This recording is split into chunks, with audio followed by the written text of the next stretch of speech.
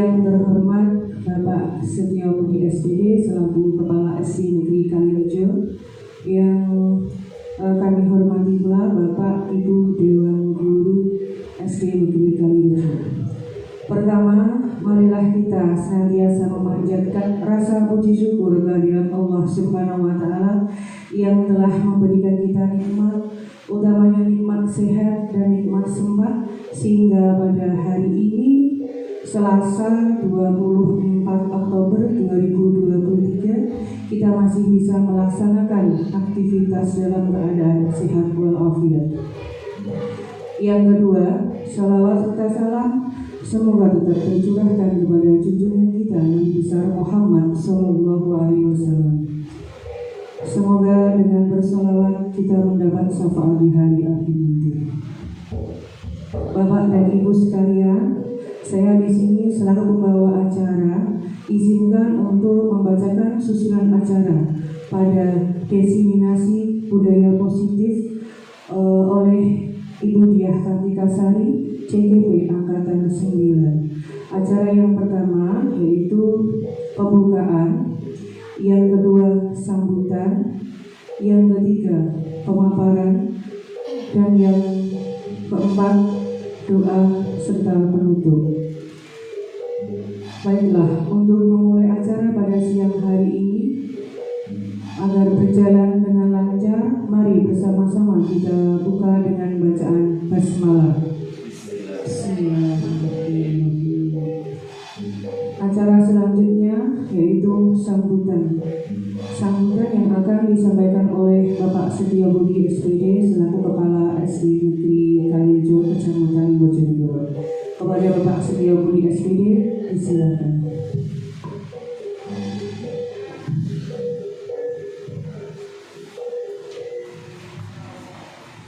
Terima kasih.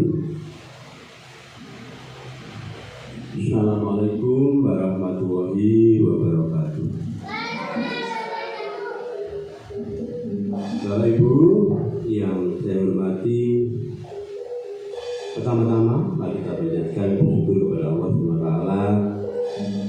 untuk semua nikmat yang sudah kita terima, sehingga hari ini kita semua bisa berkumpul di sini dalam kegiatan diseminasi budaya positif yang nanti akan disampaikan oleh Ibu Diah Kartikasari SPD, yang mana beliau ini adalah calon guru penggerak Angkatan 9 yang saat ini dalam proses pendidikan, yang mengikuti pendidikan guru penggerak. Nah, Bapak Ibu, budaya positif apa itu ya? Bagaimana menerapkannya? Ya, nanti kita akan belajar dan dibantu oleh Bu Diah Kartikasari. Jadi mari kita ikuti dengan baik. Dan nanti hasilnya kita terapkan di kelas masing-masing. Seperti apa budaya positif itu? Jadi harapan saya nanti Bu Tika ya, setelah kegiatan diseminasi ini, Bapak Ibu guru semuanya ya bisa menerapkan budaya positif pada siswa-siswi di SDN Kalirejo ini. Harapannya nanti dengan terciptanya ya budaya positif di SDN Kalirejo ini akan semakin meningkatkan ya mutu siswa ini, terutama adalah membentuk karakter siswa, membentuk karakter semua warga sekolah ini, dan akhirnya terciptalah budaya positif di SDN Kalirejo ini. Bapak Ibu mungkin sudah pernah ya membaca atau belajar mempelajari ya materi tentang budaya positif ini, dan nanti akan lebih diperdalam lagi belajarnya. Nanti Bapak Ibu monggo saling bertanya ya, tanya jawab gitu ya, apa hal yang masih belum paham dan bagaimana nanti untuk penerapannya seperti apa. Jadi apa ya kira-kira gitu ya. Jadi mau nanti kita aktif ya dalam kegiatan diseminasi ini, sehingga nanti diperoleh pengalaman, pengetahuan ya, yang betul-betul kita nanti bisa menerapkannya untuk anak-anak kita. Luar biasa Bapak Ibu ya.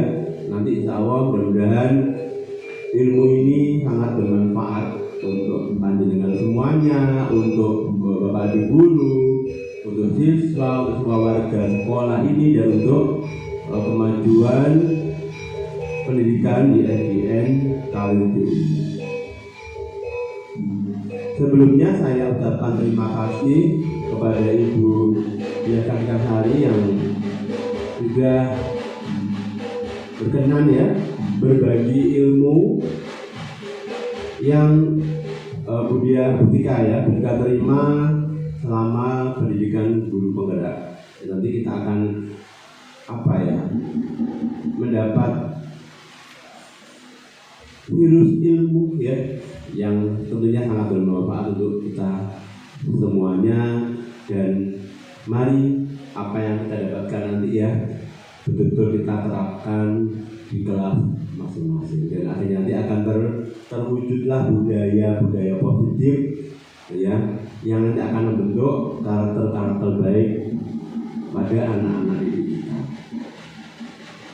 Dan mudah-mudahan kegiatan ini berjalan dengan lancar, dengan baik, tanpa halangan apapun, dan yang sudah ada ini ya mari kita manfaatkan dengan baik. Itu dari saya kira cukup. Kurang lebihnya saya mohon maaf. Assalamualaikum warahmatullahi wabarakatuh.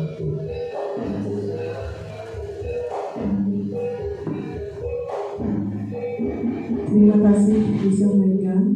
Acara selanjutnya yaitu acara inti pemaparan materi oleh Ibu Diah Kartikasari SPD CGP Angkatan 9 dari SDN Kalirejo Kecamatan Bojonegoro.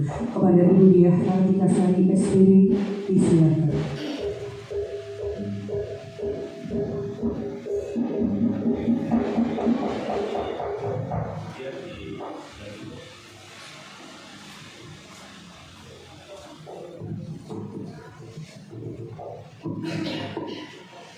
Assalamualaikum warahmatullahi wabarakatuh. Yang saya hormati Bapak Kepala Sekolah, Bapak Setiobudi SPD, yang saya hormati Bapak Ibu Guru SDN Kalirejo Kecamatan Bojonegoro. Puji syukur kehadirat Allah Subhanahu wa Ta'ala yang telah memberikan nikmat berupa kesehatan yang luar biasa sehingga kita semua bisa berkumpul dalam keadaan sehat walafiat.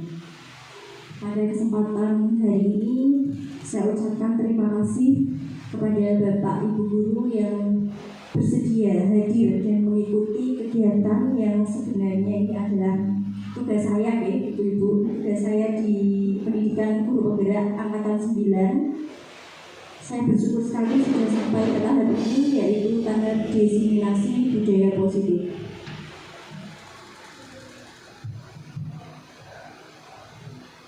Nah, di sini Bapak Ibu, budaya positif. Kalau kita mendengar kata positif, tentu pikiran kita itu hal-hal yang baik.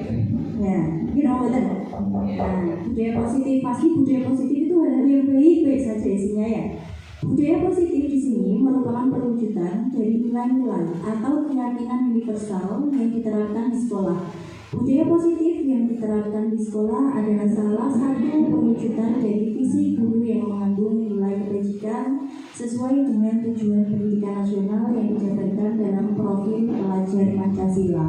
Nah, setiap sekolah pasti mendambakan suatu sekolah yang maju, yang memiliki visi yang luar biasa. Nah, kira-kira budaya positif apa ya Bapak Ibu yang sudah diterapkan di sekolah kita ini? Ya, contohnya apa Bapak Ibu?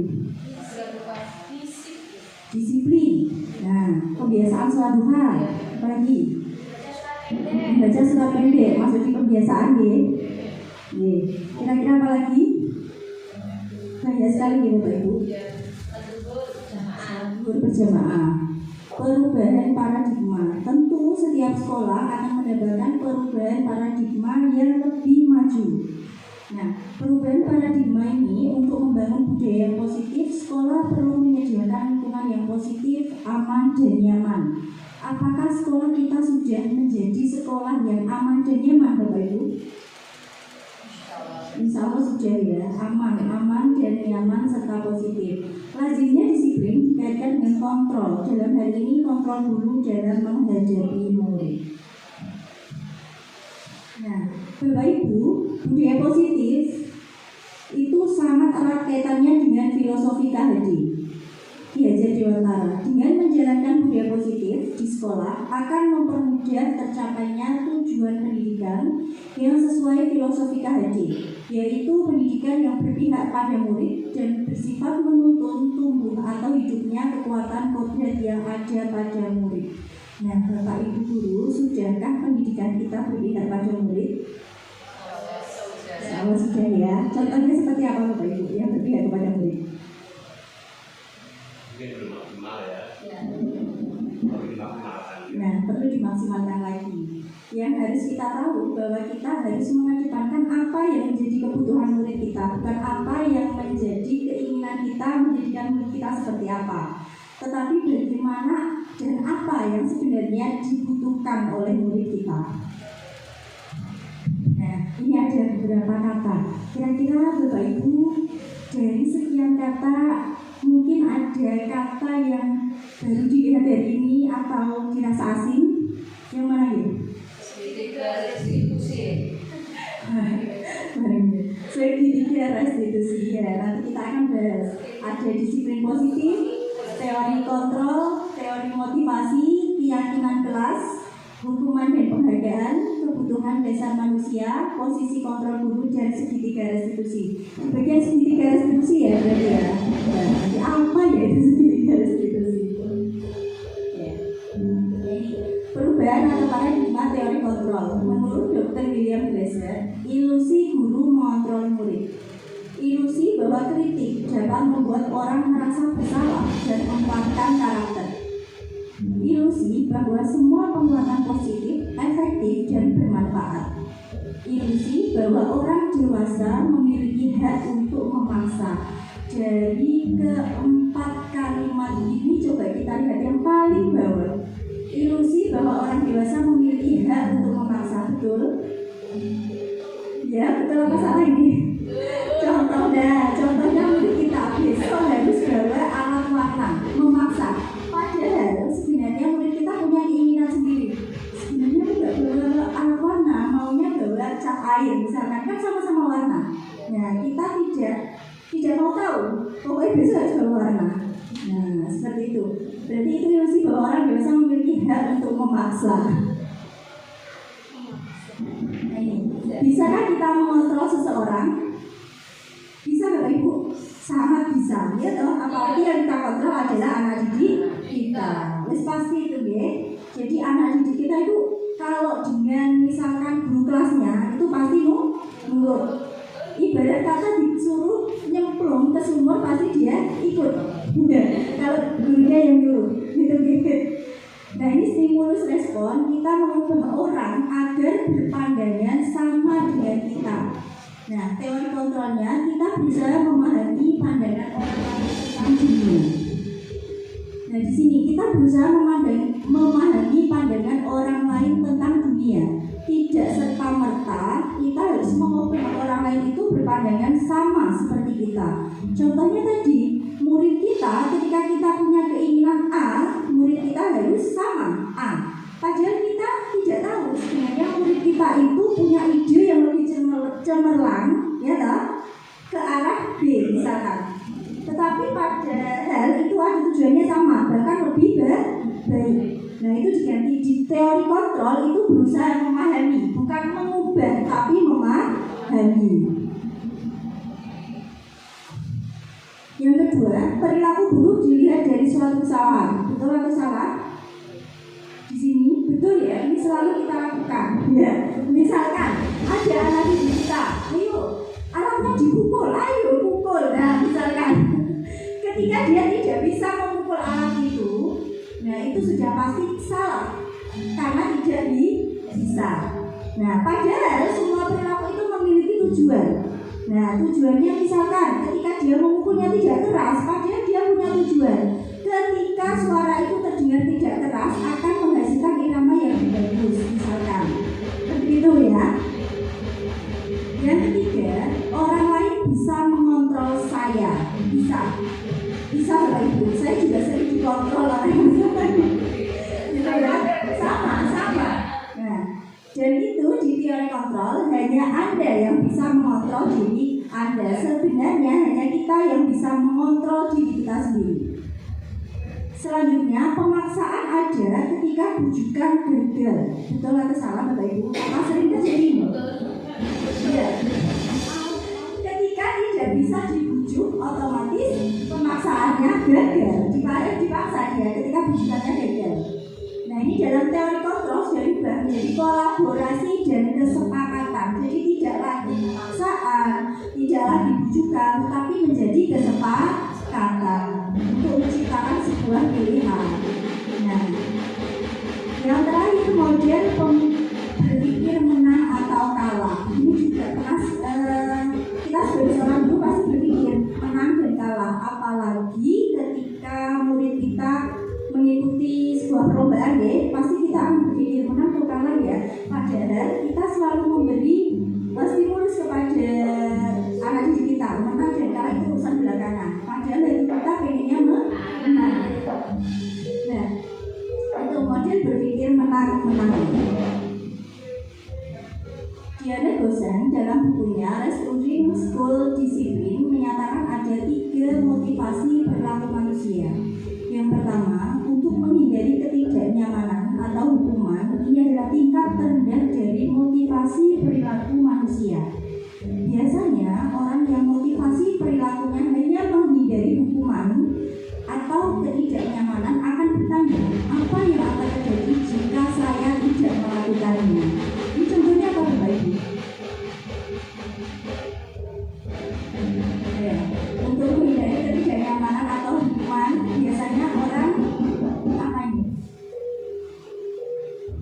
Akan melakukannya karena untuk menghindari ini ketidaknyamanan atau hukuman. Misalkan berangkat pagi, setelah itu ada pembiasaan pagi. Secara otomatis anak kita meskipun tidak ada gurunya, dia akan tetap melaksanakan. Kenapa?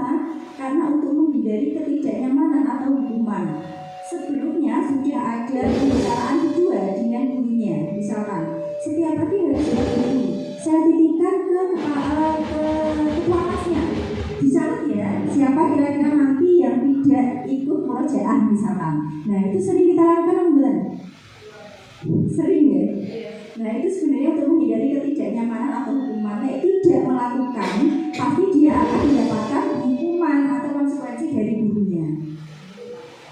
Yang kedua, untuk mendapatkan ketidakseimbangan atau penghargaan dari orang lain. Satu tingkat di atas motivasi yang pertama. Di sini orang berperilaku untuk mendapatkan ketidakseimbangan atau penghargaan dari orang lain. Orang dengan motivasi ini akan bertanya, apa yang akan saya dapatkan jika saya melakukannya? Pernah Bapak Ibu ini terjadi pada diri kita?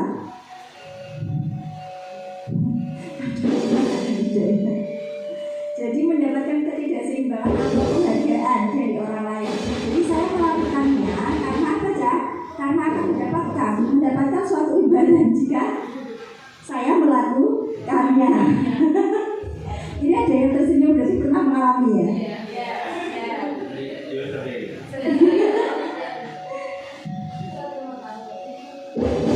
Yang ketiga, untuk menjadi orang yang mereka inginkan dan bahagia diri mereka sendiri dengan nilai-nilai yang mereka percayai. Orang dengan motivasi ini akan bertanya, akankah menjadi orang seperti jika saya melakukannya? Nah ini, lanjut di apa makna ya Mas? Apa makna disiplin positif?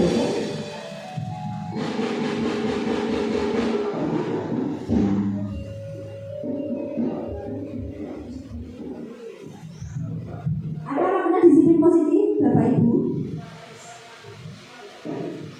Disiplin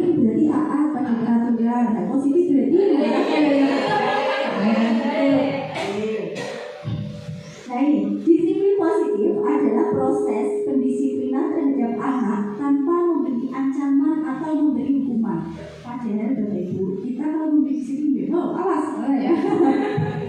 Awas kalian. Dengan menerapkan disiplin positif, guru dapat meningkatkan kesadaran siswa dalam membentuk karakter yang positif. Tujuan kita di sini Bapak Ibu, mendisiplinkan positif anak itu bertujuan untuk membentuk karakter yang positif. Nah, dengan cara apa kira-kira? Dengan cara ini tadi Bapak Ibu, pembiasaan yang positif sehingga nanti akan tumbuh disiplin positif karena sudah sering dilakukan. Ki Hajar Dewantara menyatakan bahwa untuk mencapai kemerdekaan atau dalam konteks pendidikan kita saat ini, untuk menciptakan murid yang merdeka, syarat utamanya adalah harus ada disiplin yang kuat, yaitu disiplin diri yang memiliki motivasi internal. Ini Bapak Ibu kelihatan? Nah, yang paling dalam ada apa di situ Bapak Ibu?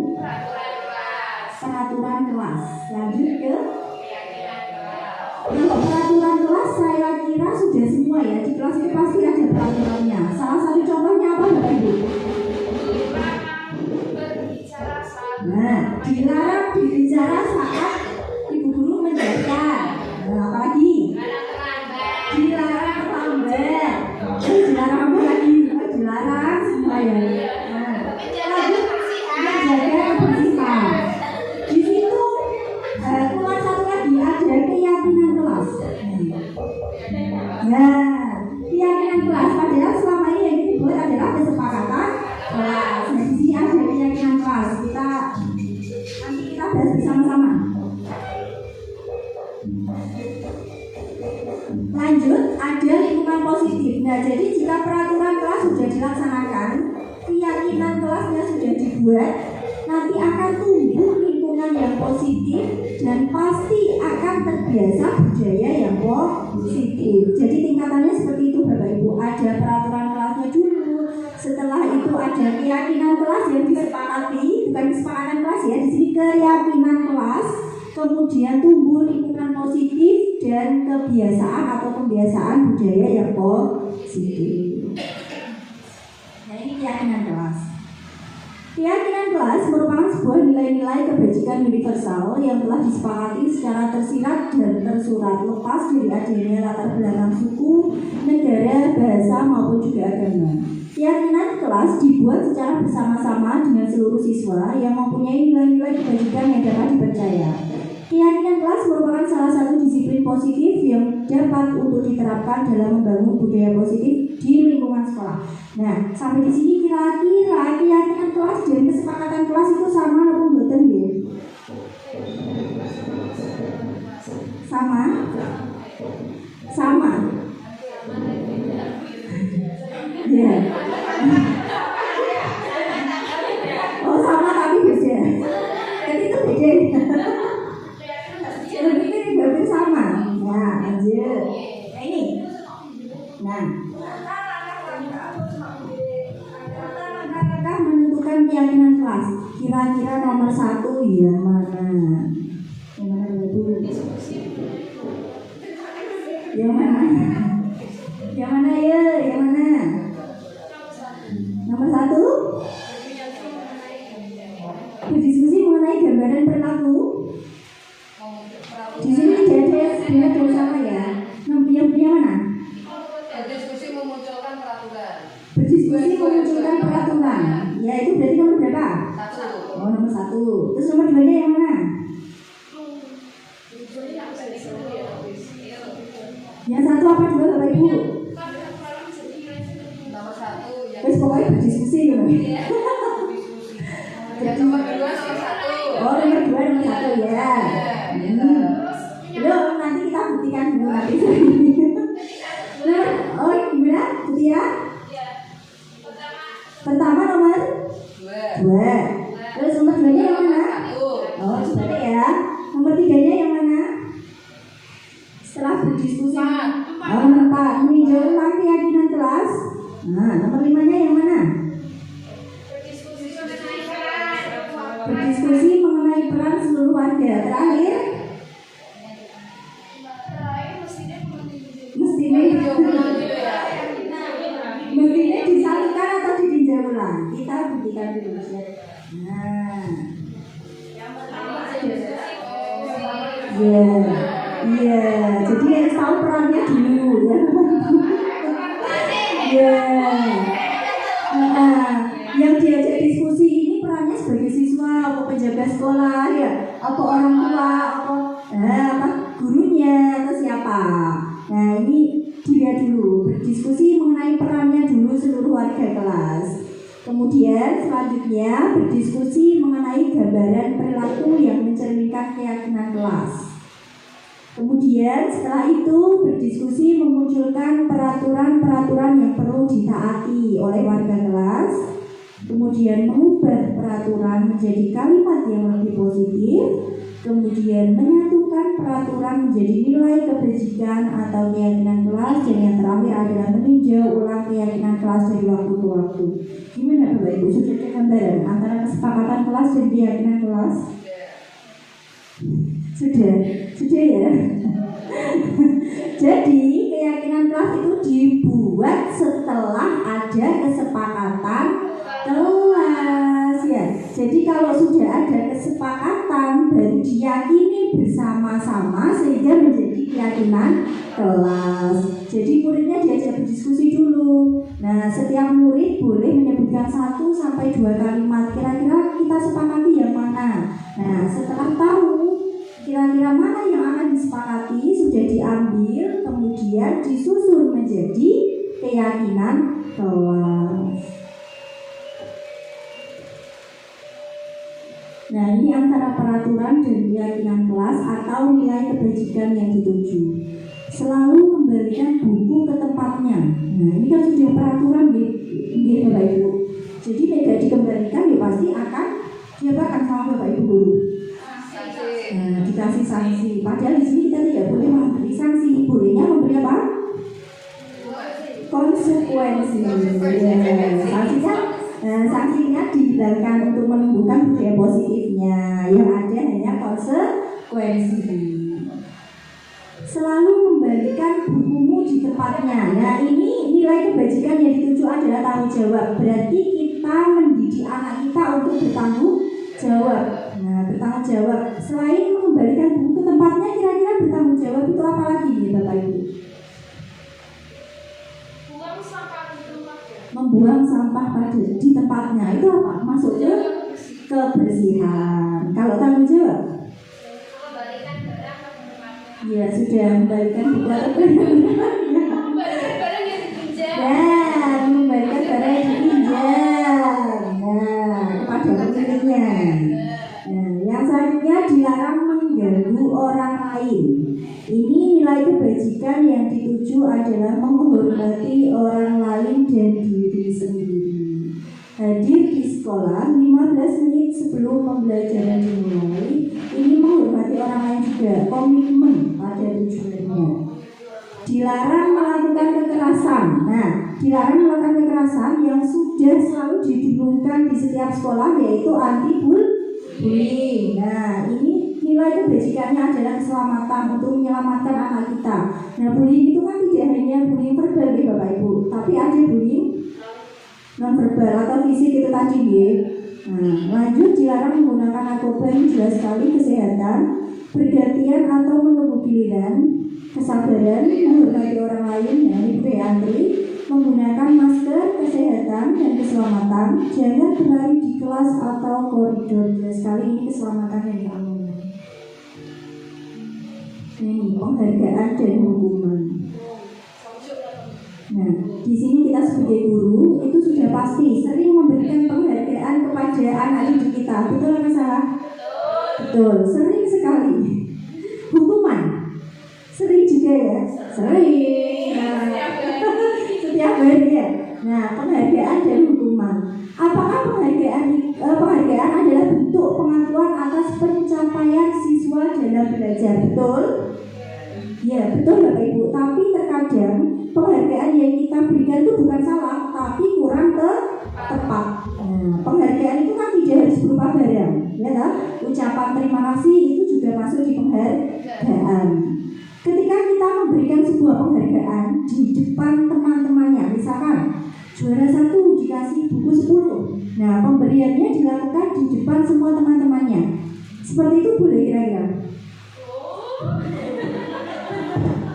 Boleh, tidak ada yang salah, boleh, tapi kurang tepat. Seharusnya ketika di depan anak-anak yang mereka semua tidak mendapatkan penghargaan, misalkan, itu boleh dilakukan misalkan dengan ucapan terima kasih sehingga tidak menyakiti anak yang lain. Misalkan dikasih buku 10, ya Allah, oleh buku, misalnya seperti itu. Dia termotivasi.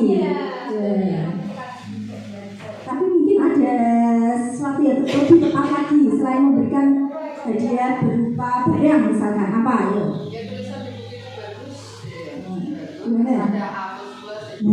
Memberikan nilai ya berarti ya. Hukuman adalah bentuk konsekuensi atas perilaku siswa yang tidak sesuai dengan aturan atau norma yang berlaku. Nah, sebagai seorang pendidik ini pernah kita lakukan? Sering banget. Ya, padahal hukuman itu seharusnya kita ganti, Bapak Ibu, dengan konsekuensi. Nah, konsekuensi itu sudah menjadi kesepakatan antara guru dengan peserta didik. Dibuat kesepakatan bahwa misalkan jika tidak mengerjakan PR-nya, nah konsekuensinya apa? Yang pasti tidak diperkenankan untuk memberikan hukuman berupa fisik. Nah, ini dihukum oleh penghargaan. Anak-anak yang biasanya sering mendapatkan penghargaan. Nah, sehingga kan kalau di era sekarang tidak ada juara 1, tidak ada juara 2, ya kan ya? Nah, itu ya dari situ sebenarnya kalau kita terus melanjutkan itu maka kita dihukum oleh penghargaan. Pengaruh jangka pendek dan jangka panjangnya kira-kira apa Bapak Ibu? Kalau anak-anak kita itu sering dia itu mendapatkan penghargaan, misalnya. Ya, dia misalkan apa? Kira-kira bagaimana kita jangka panjangnya kalau sering mendapatkan hadiah, dia itu termotivasi sering belajar supaya mendapatkan nilai terbaik. Nah, untuk mendapatkan hadiah, jangka panjangnya kira-kira apa? Nah, jika dia tidak melakukannya, dia tidak akan melakukannya. Nah, yang kedua, penghargaan menghukum. Ketiga, penghargaan mengurangi ketepatan. Penghargaan tidak efektif dan penghargaan merusak hubungan. Nah, ini Bapak yang terakhir, penghargaan merusak hubungan. Nah, penghargaan merusak hubungan itu contohnya seperti apa? Nah, seperti ini Bapak Ibu. Ya, jadi ketika anak itu sudah sering mendapatkan penghargaan, tetapi suatu ketika tidak diberi penghargaan, dia pasti akan merasa kecewa, dia akan merasa sakit hati, sehingga merusak hubungan antara guru dan murid. Yang biasa sering bercanda sama guru gitu, jadi pendiam, malas. Berjalan saja kita cuma dilewati, tidak disapa, karena dia merasa apa aja. Apa Bu? Oh ya, apa Bu? Ya, rasa kecewa tadi ya. Nah ini Bapak Ibu, ada beberapa tindakan guru. Coba, ini tuh masuk hukuman atau konsekuensi. Mana yang masuk hukuman dan mana yang masuk konsekuensi? Silakan baca dulu Bapak Ibu.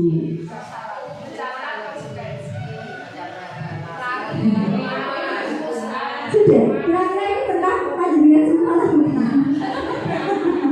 Pernah ya? Mulai dari mencatat 100 kali di dalam buku dengan kalimat saya tidak akan terlambat lagi, saya tidak akan mengulangi lagi. Nah, karena terlambat di sekolah, tidak mau tugas, misalkan rame sendiri. Bahkan kalau orang zaman dulu itu kan kakinya diangkat satu, telinganya dijewel. Ya berarti ini yang pertama, kalimat pertama itu masuk hukuman atau konsekuensi? Konsekuensi. Nah, nanti kita lihat.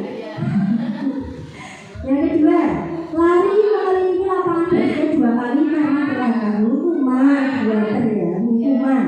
Yang ketiga, terima kasih Bapak Ibu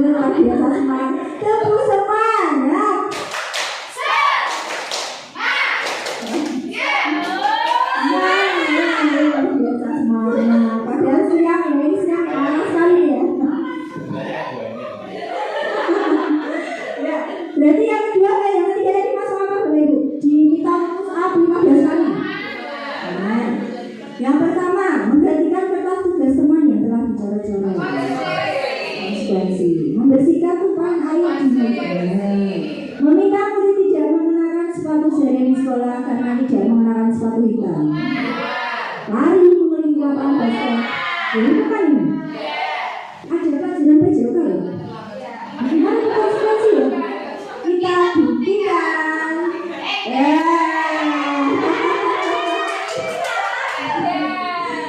Mana boleh ya? Yang paling gampang karena dia itu pada saat pembelajaran PJOK. Kalau di saat pembelajaran bahasa Indonesia baru salah, itu baru hukuman. Mau pelajarannya bahasa Indonesia kok disuruh lari. Seharusnya diganti. Kalau bahasa Indonesia disuruh apa Bapak Ibu? Menyanyi, ya toh, marah, ya toh, membaca, bercerita, itu baru konsekuensi. Terus satu tadi dijawab apa Bapak Ibu?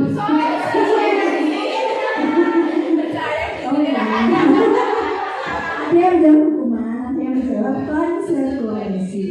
Padahal ketika terlambat itu kan tidak harus dia mencatat ya 100 kali, tapi kita tanya dulu alasannya.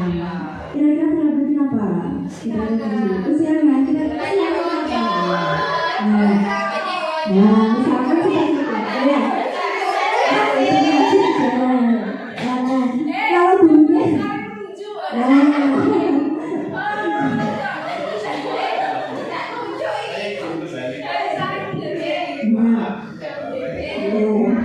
nah ini mencatat 100 kali saya tidak akan terlambat. Sebenarnya tidak seperti itu Bapak Ibu. Ditanya dulu, kemudian kita setelah bertanya kira-kira si anak ini atau siswa ini kira-kira bisa melakukan apa atau apa yang akan dilakukan ketika terlambat. Misalkan satu contoh, ada anak yang terlambat.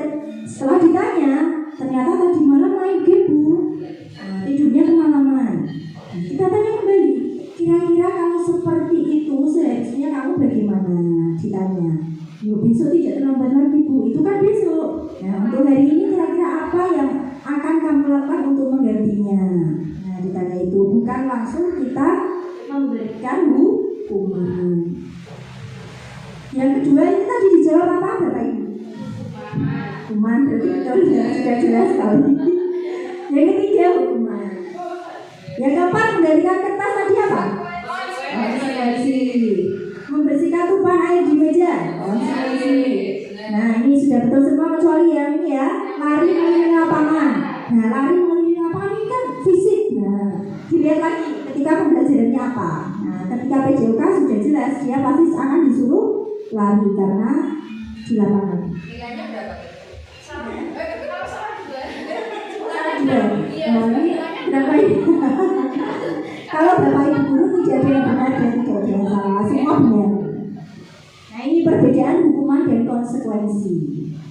Kalau hukuman sesuatu yang menyakitkan itu harus terjadi, betul Bapak Ibu?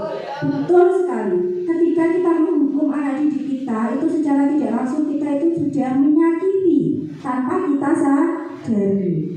Nah, jujur saya juga pernah sebagai seorang guru, tapi setelah tahu bahwa lebih baik melakukan konsekuensi daripada hukuman, pasti sebagai seorang guru saya akan memilih melakukan konsekuensi.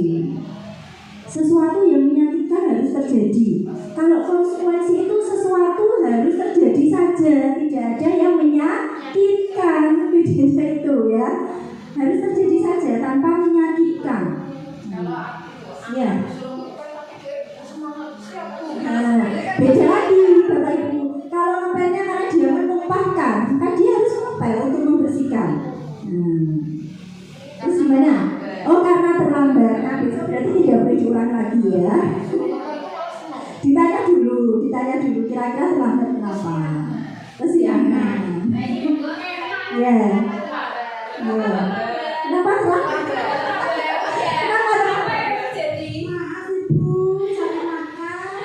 Berarti lapar ya, silahkan dulu. Berarti konsekuensinya apa? Iya. Makan dulu, konsekuensinya berarti makan dulu.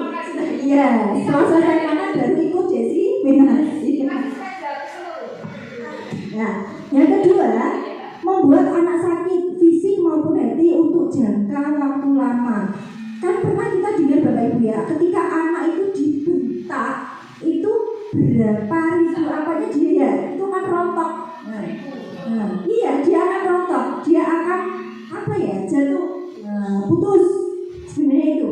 Padahal ya tidak bisa dipungkiri, ketika saya menjadi guru juga sama, ketika sudah marah pasti akan membentak. Nah di sini karena kita sudah menggunakan konsekuensi, jangan dibentak, tetapi membuat anak merasa tidak nyaman saja, tetapi dalam waktu pendek. Paling tidak kalau dalam waktu pendek ketika masuk, ya sampai istirahat lah ya, jangan sampai pulang. Kalau jangka waktu lama itu kan bisa sampai bertahun-tahun tetap membekas di hati. Masih untuk ketemu kita senyum, padahal hatinya mana sebenarnya seperti itu. Tetapi karena dia dipaksa oleh keadaan, ya toh. Nah, seperti itu. Jadi jangka lama dan jangka pendeknya itu seperti itu Bapak Ibu ya. Kalau konsekuensi ya sudah selesai ya selesai. Bagaimana cara kita untuk mengarahkan anak didik kita itu menjadi lebih baik lagi. Selanjutnya anak membenci kedisiplinan. Betul atau salah di sini? Betul ya, ada sekali anak yang membenci kedisiplinan, tidak nyaman disuruh disiplin. Nah, iya betul. Nah, tugas kita menjadikan anak itu menghargai dulu. Nah, ini loh Bapak Ibu, misalkan panjenengan itu menyukai seseorang, ibarat kata menyukai seseorang, kan tidak melihat dari juga dilihat dari bentuk wajahnya, ya toh. Terus pokoknya suka, kan suka. Nah, disukai dulu, dihargai dulu. Yang keempat adalah paksaan. Hukuman itu pasti kan paksaan, betul apa tidak? Buat tadi. Betul. Hukuman itu paksaan, gelem gak gelem yo, kudu dia kopi karena dia paksaan. Beda lagi kalau konsekuensi, dia itu stimulus dan tanggapan. Tanggapan loh, dia ditanya dulu, disuruh menanggapi perbuatanku ini loh salah atau benar. Nah, dikasih stimulus dulu, disuruh memberi tanggapan dulu, jangan dipaksa. Ini masuk di konsekuensi. Mendorong anak menyakiti diri sendiri, betul atau salah? Iya betul Bapak Ibu. Hukuman secara tidak langsung sebenarnya itu tersakiti.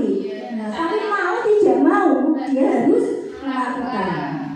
Nah, untuk konsekuensinya mendorong anak agar mudah menyesuaikan diri, dikasih tadi stimulus, didorong, dikasih motivasi. Kan didorong dijongkok ya. Lanjut di konsep diri yang buruk, sudah jelas kalau hukuman itu pasti konsep diri yang buruk dan konsekuensi itu diri yang baik. Nah, lanjut anak belajar untuk menyembunyikan kesalahan, betul apa salah? Betul, kok nggak ditanya? Kerjakan PR sendiri di rumah, iya Bu, padahal dibantu. Nah, apalagi tidak mengerjakan, anak belajar untuk mematuhi, berusaha mematuhi. Yang terakhir, marah, rasa bersalah, dipermalukan, merasa tak dihargai. Nah ini Bapak Ibu ya, ketika kita memberikan hukuman secara tidak langsung, anak itu pasti marah pada kita. Nah, dipermalukan. Nah, dipermalukan itu ketika kita memberikan hukuman di depan teman-temannya. Itu sama dengan mempermalukan si anak dan tidak merasa dihargai, itu sudah pasti. Konsekuensinya kehilangan hak, dibuat tidak nyaman, diasingkan untuk sementara. Nah, ini tadi. Tidak perlu dipermalukan, digeret, dijak di tempat yang sepi. Nah, sudah diasingkan dulu di situ. Diasingkan, biar dia itu tidak malu di depan teman-temannya. Diasingkan, misalkan. Nah, di tempat sepi, contoh. Nah, di luar. Nah, biar dia introspeksi diri dulu, dibuat tidak nyaman dalam jangka waktu pendek atau sementara. Agar apa? Agar tidak kehilangan haknya sebagai anak. Anak itu kan disayangi tuh Bapak Ibu. Bukan tidak. Nah, dicintai, dihargai.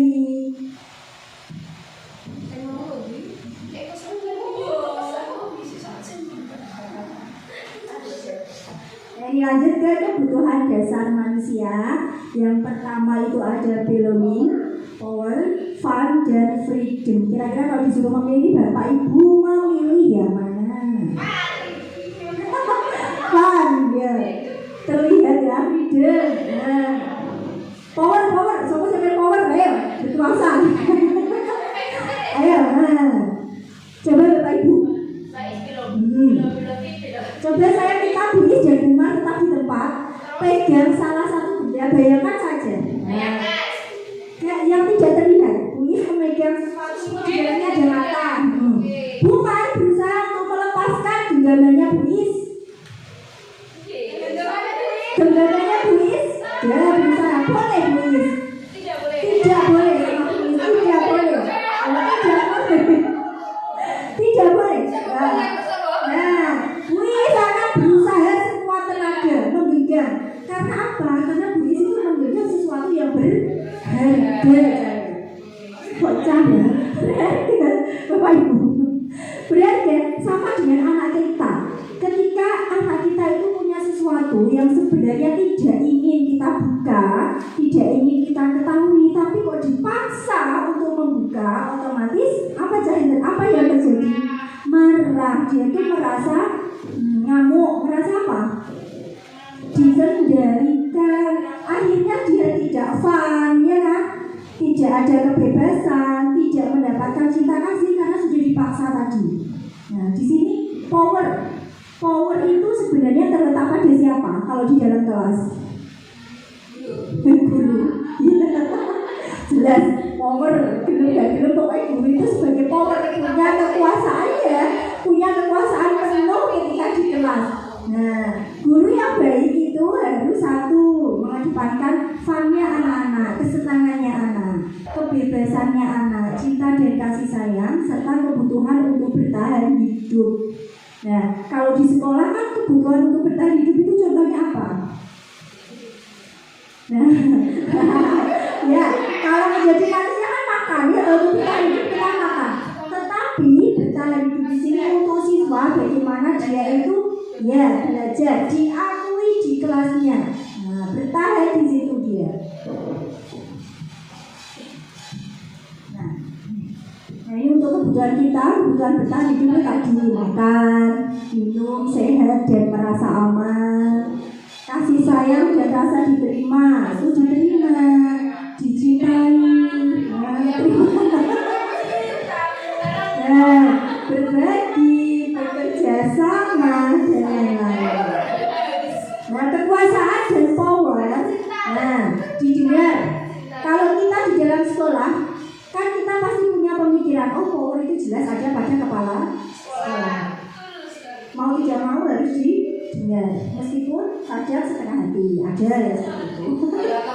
Oh ya enggak, diakui, betul apa tidak ini? Nah, pasti dianggap jelas kepala sekolah ya, berprestasi dan memimpin. Ini ketika kita ada di sekolah. Kalau kita ada di kelas, berarti yang memiliki power ya kita sendiri sebagai seorang guru. Kebebasan atau freedom, memilih dan membuat pilihan mengeksplorasi. Nah, kalau kita ingin memberi kebebasan atau freedom kepada murid kita yang tadi, kita buat keyakinan kelas yang didapatkan dari mana Bapak Ibu? Kesepakatan kelas. Yang ketiga adalah kesenangan atau fun, rasa senang, tertawa. Itu anak-anak itu ya, ya, oh tidak berlebihan. Sesuatu yang berlebihan kan tidak baik Bu. Nah, rasa senang dan tertawa sampai-sampai loh ketika gurunya itu tidak hadir, pasti dicari kemana? Siapa itu? Kelas 1. Nah, sering. Nah, gurunya mana ya? Bu, gurunya di mana? Nah, kemungkinan besar kenapa kok seperti itu? Karena Butia kemungkinan di kelas itu tidak menjadi power. Nah, iya. Sehingga anak-anak itu fun ya mencari gurunya ketika tidak masuk.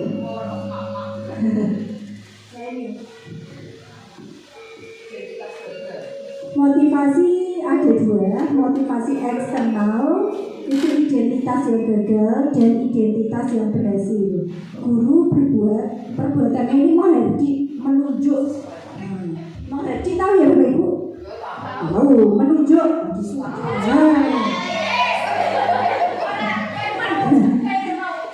Ya, oh ya.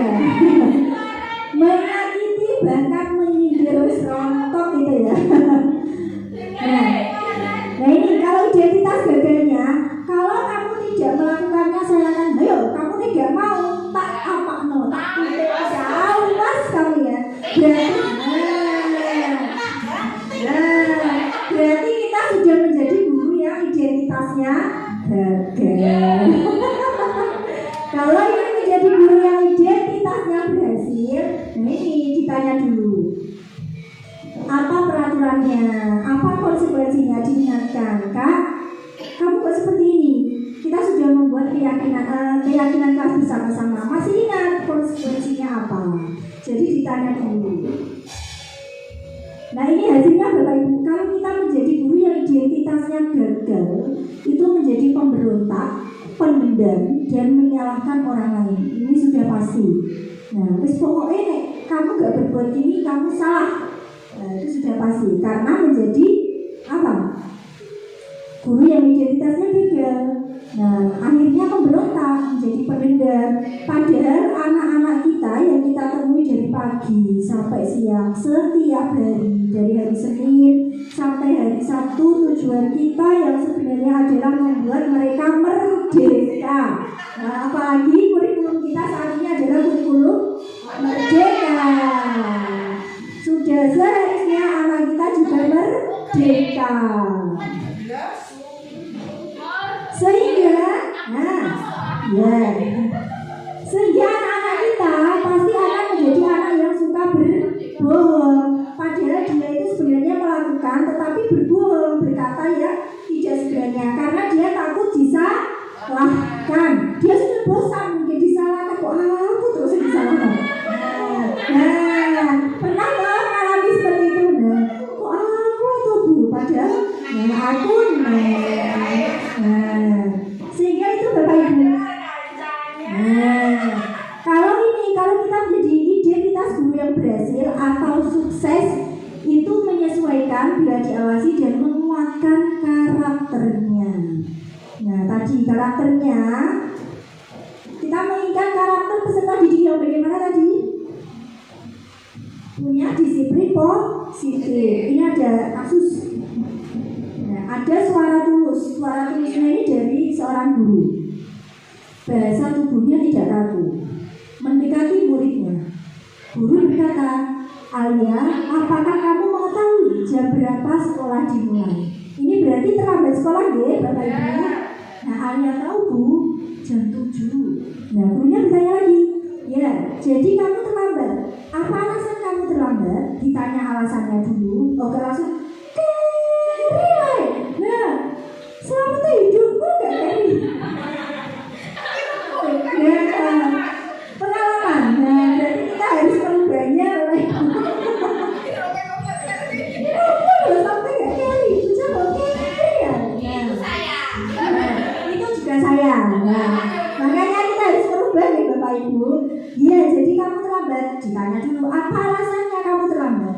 Ditanya lagi, kira-kira bagaimana kamu akan memperbaiki masalah ini? Dia yang bermasalah, dia juga yang ditanya solusinya apa. Ditanya dulu. Tetapi ini Bapak Ibu, kalau misalnya kelas 1 ditanya, kenapa kok terlambat? Misalkan ada yang menjawab, baru telat Bu. Kira-kira ketika ditanya, terus barunya terlambat, terus barunya telat, sekolahnya terlambat, kira-kira apa yang harus diperbaiki? Mereka jawabnya gimana? Itu naik kelas tinggi, ibu-ibu naik kelas rendah pasti bohong. Ya toh? Nggak tahu. Ya,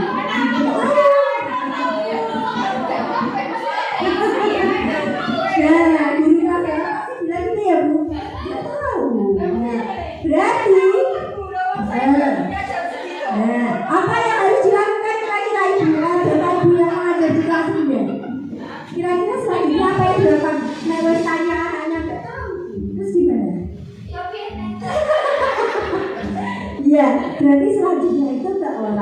tuanya ditanya kenapa kok terlambat.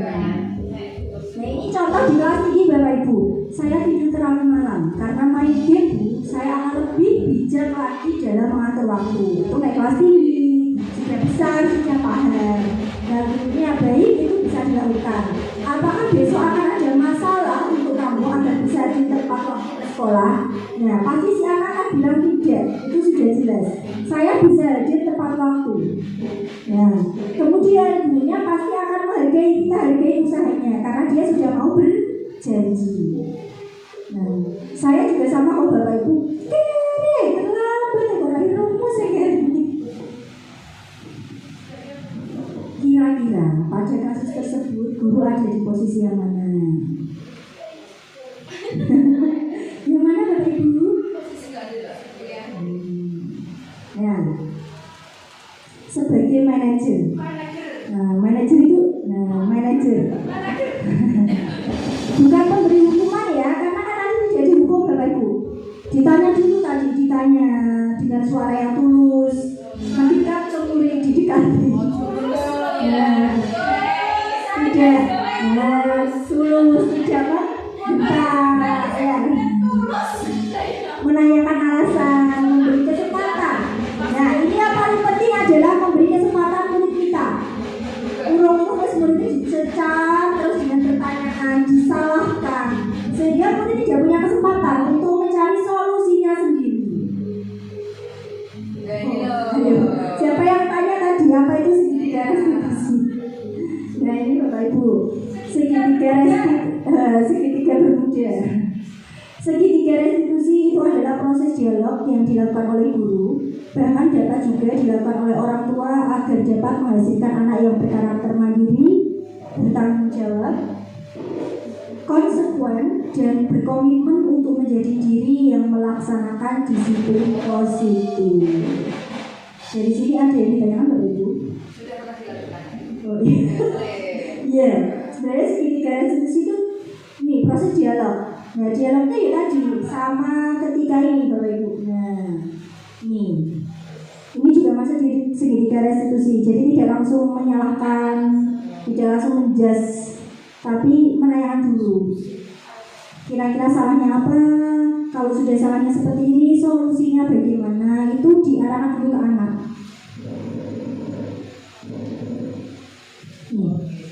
Di segitiga restitusi, yang pertama itu adalah menstabilkan identitas, yang kedua validasi tindakan yang salah. Jelas di segitiga restitusi itu ada suatu kasus yang salah.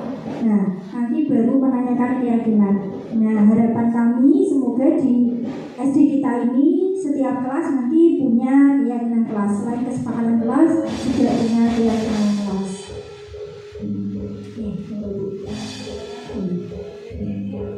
Validasi tindakan yang salah, menstabilkan identitas dan menanyakan keyakinan. Kamu tentu punya alasan. Nah, tadi ini ditanya dulu alasannya mengapa melakukan hal tersebut.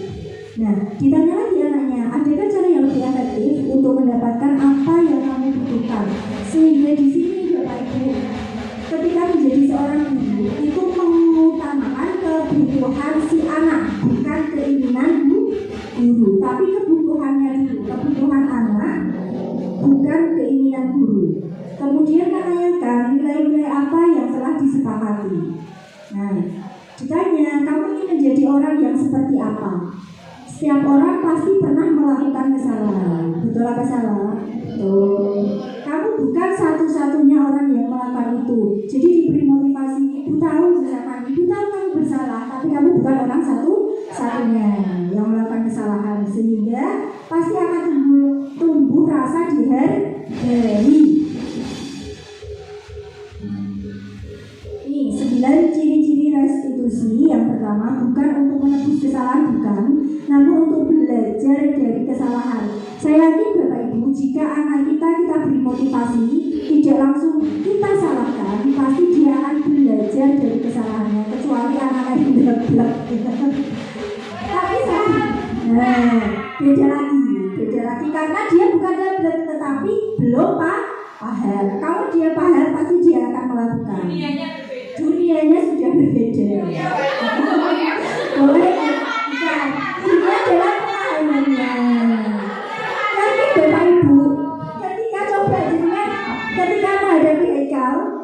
selanjutnya ingin marah, jadi marah. Tidak. Meskipun Haikal ini bukan gitu Bapak Ibu. Meskipun Haikal ini menentang, aku tidak mau buat buku ini. Tapi dari untuk belajar dari kesalahannya, kita gunakan segitiga restitusi tadi ditanya. Kecuali anak yang memang belum paham, berarti kita harus pahamkan dulu. Yang kedua, memperbaiki hubungan tadi Bapak Ibu. Sekarang gini Bapak Ibu, ketika ketika ada seorang murid kok dia tidak berhubungan baik dengan wali kelasnya, dia ini sebenarnya nempel sama wali kelas lain, sama guru kelas lain, berarti ada yang salah. Yang salah pada siapa? Gurunya. Berarti gurunya ini tidak memperbaiki hubungan yang baik. Isinya mau nyala ya. Sehingga yang jadi anaknya kan bosan, sehingga dia berpaling.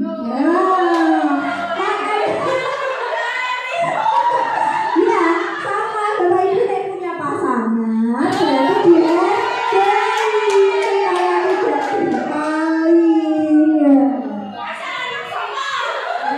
sebenarnya sinkron sekali ya kehidupan di sekolah dengan kehidupan rumah.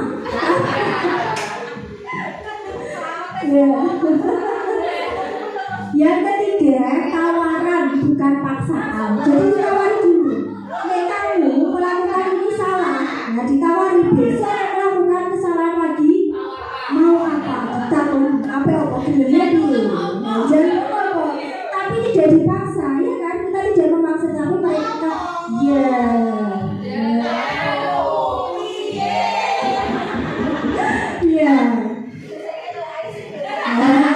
ayo Bapak Ibu, AIS berarti harus kita gunakan segitiga restitusi. Ya biasa ya. AIS bisa dikai segitiga restitusi. Dari rumah bisa jadi, ya betul sekali. Ya, kebiasaan lingkungan keluarga. Nah, tapi kan Bapak Ibu paling tidak mereka itu lebih lama di sekolah. Ketika dia di rumah hanya beberapa jam kemudian tidur. Nah, otomatis dia akan lebih sering komunikasi dengan kita daripada orang tuanya. Selanjutnya, restitusi menuntut untuk melihat ke dalam diri. Ya, lebih dalam. Lebih dalam. Tapi kalau kita melakukan restitusi akan melihatnya lebih dalam. Iya, jadi tidak melihat tuannya saja. Oke, terlambat sekolah. Terlambat saja. Padahal kita belum mendalami kenapa ditanya dulu. Nah, sekarang ada pertanyaan. Alasannya sama. Nah, kira-kira bagaimana Bapak Ibu solusinya? Berarti ini ada yang salah dengan lingkungan. Ya, ditanya dulu, konsultasi ke orang tuanya. Ketika Bapak Ibu guru sudah melakukan yang terbaik di sekolah, memberikan seperti segitiga restitusi, memberikan motivasi, disiplin positif, kok anaknya masih sama, berarti ada yang salah di lingkungan keluarganya. Contohnya gini, sekolah kita membiasakan kebiasaan. Tapi ternyata di rumah ini tidak. Berarti itu 50-50 Bapak Ibu. Bisa jadi suatu saat dia akan melakukan hal yang salah dan yang baik. Nah, karena 50% di rumah, 50% di sekolah. Karena di sini menang ketika ditabrak. Berarti tugas kita sebagai seorang guru ketika itu guru agama, ya tidak perlu. Pintar itu juga penting, tetapi akan lebih penting jika kira-kira gurunya segede. Ya kan? Iya. Kira-kira gurunya segede. Iya, kita kan orang tua. Kita kan anak-anak di sekolah. Gitu, dua. Kalah 10. Kalau Bapak Ibu ya, jika kita sudah tirakat, berarti kita tinggal apa aja? Tinggal apa Bapak Ibu? Berarti kan tinggal menunggu keputusan dari yang di atas. Bahwa kita sudah menjalankan menjadi guru yang baik. Restitusi mencari kebutuhan kebutuhan dasar yang mendasari tindakan. Restitusi diri adalah cara yang paling baik untuk memperbaiki diri. Ya tadi memperbaiki diri si anak tidak dijes, tidak dihukum, tapi ditanya dulu, kemudian dia disuruh sendiri mencari solusinya seperti apa. Restitusi fokus pada karakter bukan tindakan. Restitusi fokus pada solusi. Nah ini yang paling penting, fokus pada solusi, mencari solusinya. Restitusi mengembalikan murid yang berbuat salah pada kelompoknya. Sekian dan terima kasih. Bapak Ibu, dari sekian banyak saya ulang lagi, mulai dari restitusi. Nah, kontrol guru, di sini kebutuhan, perbedaan hukuman dan tindakan. Ada pertanyaan? Tidak, berarti paham ya. Berarti langkah kita selanjutnya membuat apa Bapak Ibu? Keyakinan. Ini Bapak Ibu, disiplin positifnya kan tidak terlihat ya, kan? Tidak perlu ada tulisan harus disiplin positif, tapi itu membentukkan karakter. Dari teori kontrol tadi sudah ada, guru seharusnya menjadi manajer bukan menjadi penghukum, dimotivasi, terus kemudian membuat keyakinan kelas. Nah, semoga setelah ini kita bisa bersama-sama membuat keyakinan kelas dan melaksanakan segitiga restitusi di setiap masalah yang kita hadapi di kelas.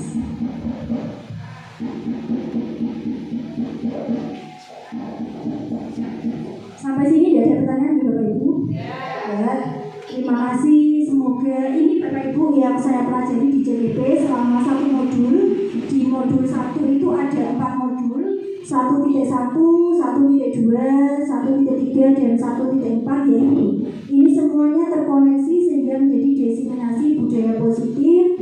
Ini yang saya dapatkan dari JPP, mulai dari filosofi Ki Hajar Dewantara, visi dan misi guru penggerak, nilai-nilai dan peran guru penggerak, yang terakhir adalah budaya positif. Ini ada di dalam modul 1.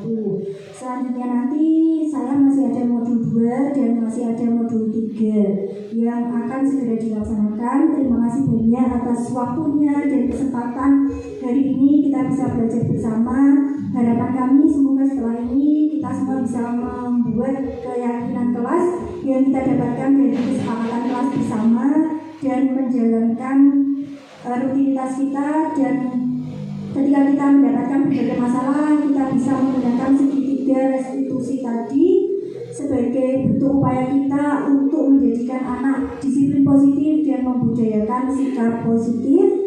Sampai di sini saya akhiri, sekian dan terima kasih. Wassalamualaikum warahmatullahi wabarakatuh.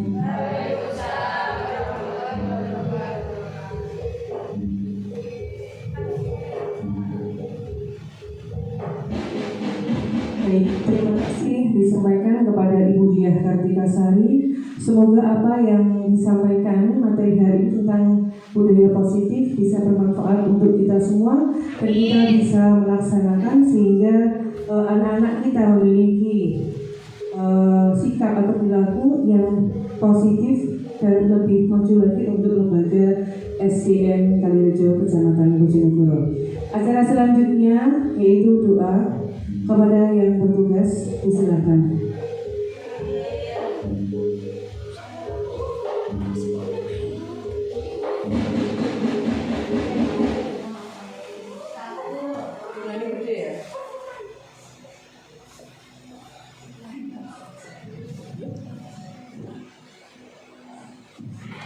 Assalamualaikum warahmatullahi wabarakatuh. Ya, kita doakan untuk teman kita Ibu Diah Kartikasari dalam studinya, dalam pendidikannya, semoga diberi kelancaran dan diberi hasil yang terbaik di akhir pendidikannya nanti. Al-Fatihah.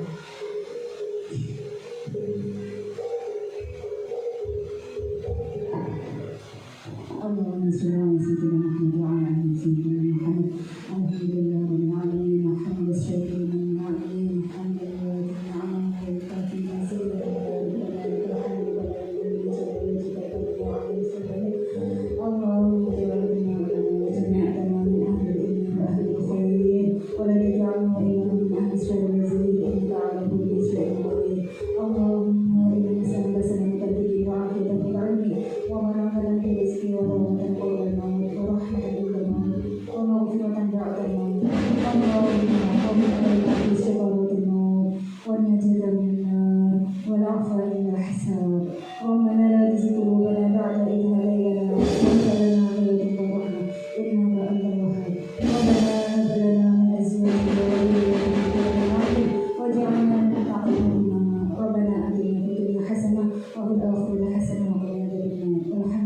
Assalamualaikum warahmatullahi wabarakatuh.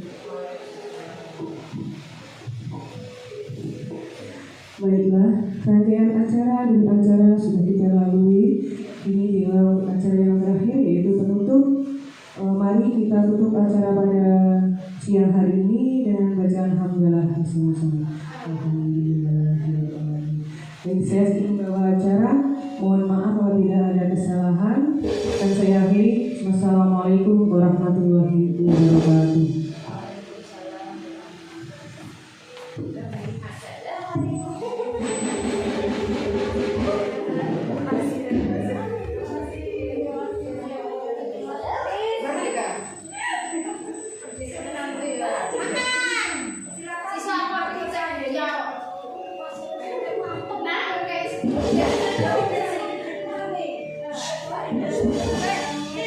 Setelah saya mengikuti diseminasi budaya positif, saya lebih mengetahui bahwa kesalahan anak tidak harus mendapatkan hukuman.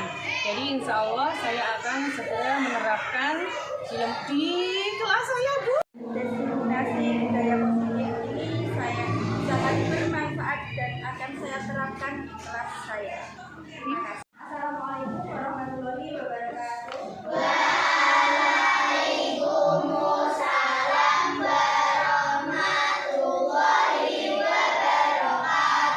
Anak-anak tahu kira-kira peraturan apa yang ada di kelas kita yang sudah kesepakatan yang sudah kita buat kemarin?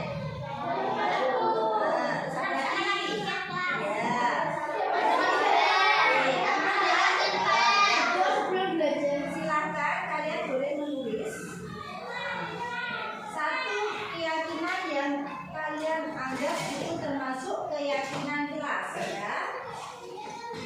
Tulis. Kemudian nanti kita diskusikan dan kita sepakati bersama-sama. Singkat saja. Oke, silakan.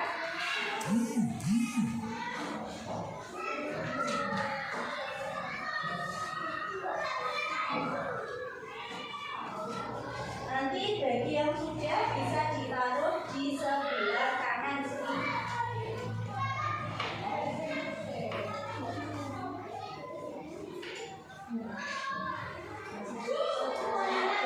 Ya, satu dulu tidak apa-apa.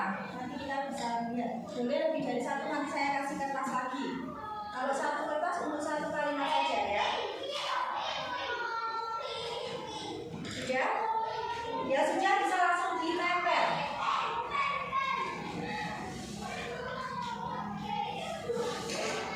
Oke, semangat. Ditempel di sebelah sini, ya.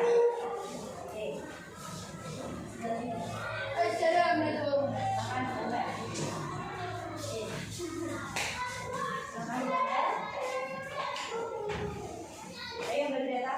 Ini semangat. Nama kunci, ya. Kamu. Ini. Satu kalimat yang kamu anggap itu termasuk keyakinan kelas. Oke, sudah? Silakan, bukan?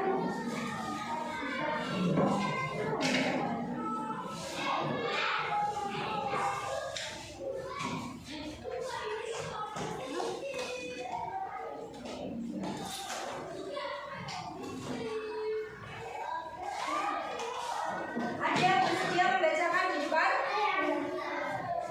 Ya, wes ini saya kali ya. Dengan luas.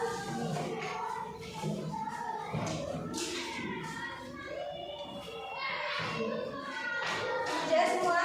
Belum. Ya, selesai.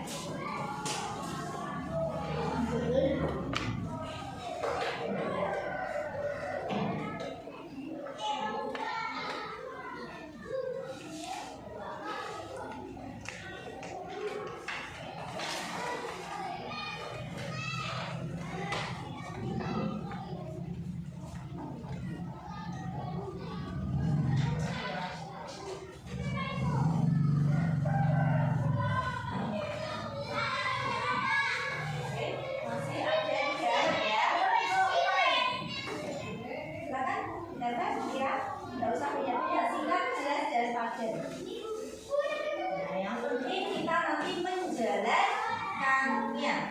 Berarti kalau ini sudah menjadi keyakinan kita, itu sudah kita sepakati dan harus dilaksanakan, dilakukan dan dijalankan. Satu kalimat saja. Ya, ini silahkan jawab. Bukan cerita loh ya.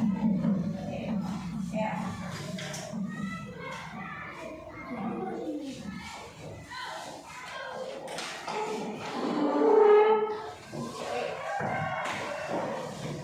Baik, silakan kita sepakati dulu, kita ambil berapa? Di situ ada 14. Sepakat ambil berapa? 7. Baik, silakan. Ya, satu dulu. Serah, ambil satu dibaca. Langsung set, ambil satu dibaca. Membuang sampah pada tempatnya, kira-kira dimasukkan apa tidak? Dimasukkan. Silakan. Oke, ambil lagi, ganti orang. Saya satu lagi terus nanti diganti.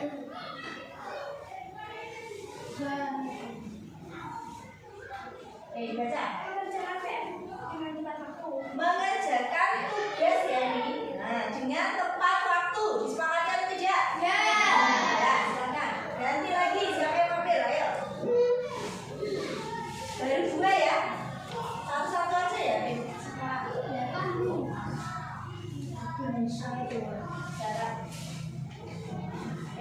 Baca. Makan saat pelajaran. Tidak makan saat pelajaran. Disepakati?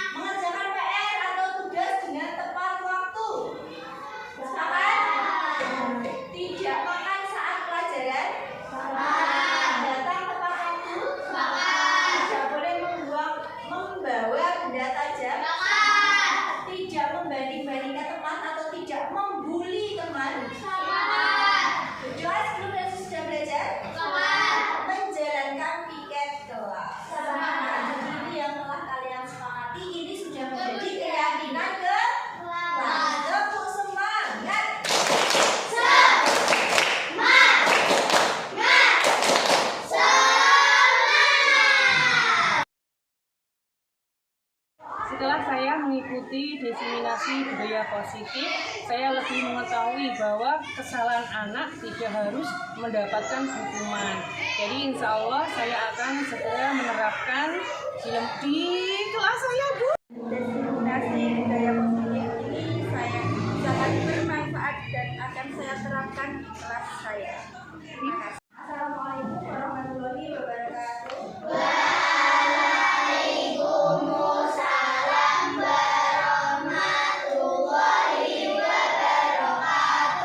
Anak-anak tahu kira-kira peraturan apa yang ada di kelas kita yang sesuai kesepakatan yang sudah kita buat kemarin?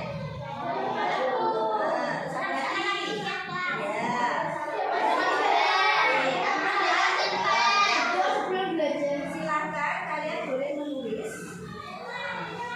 satu keyakinan yang kalian anggap itu termasuk keyakinan kelas, ya. Tulis.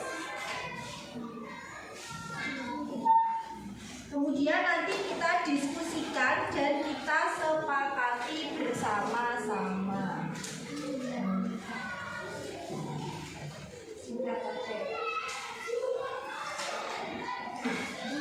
Oke, silakan.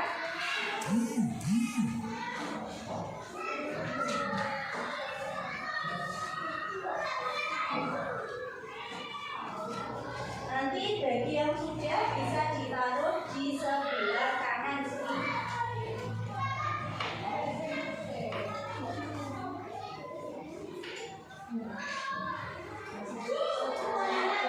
Ya, satu dulu tidak apa-apa. Nanti kita bisa lihat. Boleh lebih dari satu, nanti saya kasih kertas lagi. Kalau satu kertas untuk satu kalimat saja, ya. Sudah? Ya sudah, bisa langsung ditempel.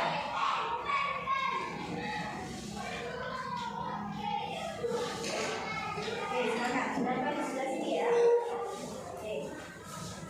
Sebelah sini. Silakan ditempel. Oke.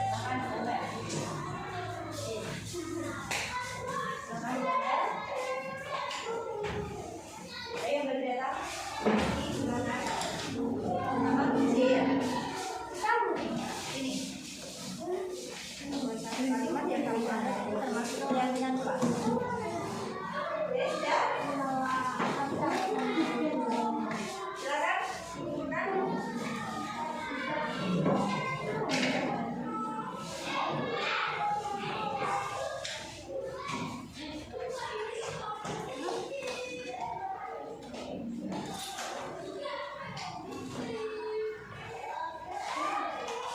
Ada yang bersedia membacakan di depan? Ya, di sini saya kalian dengan kelas.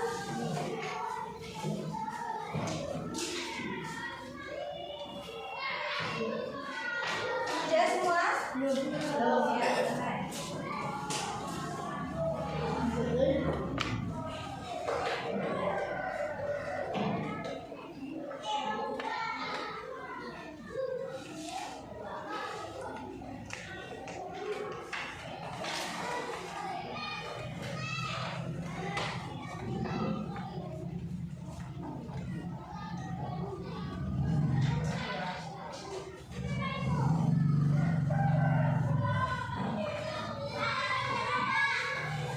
Masih ada di dalam, ya.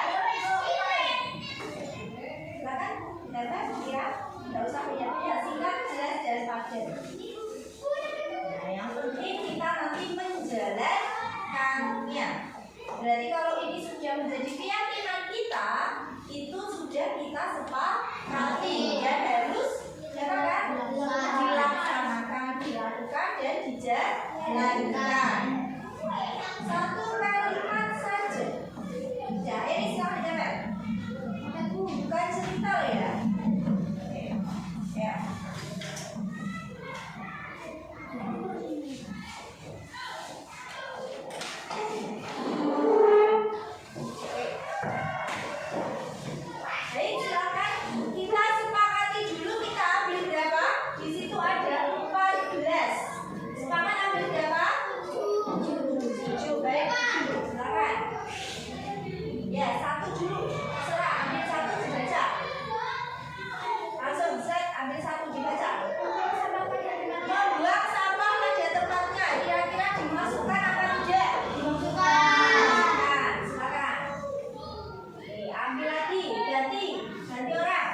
Sehingga saya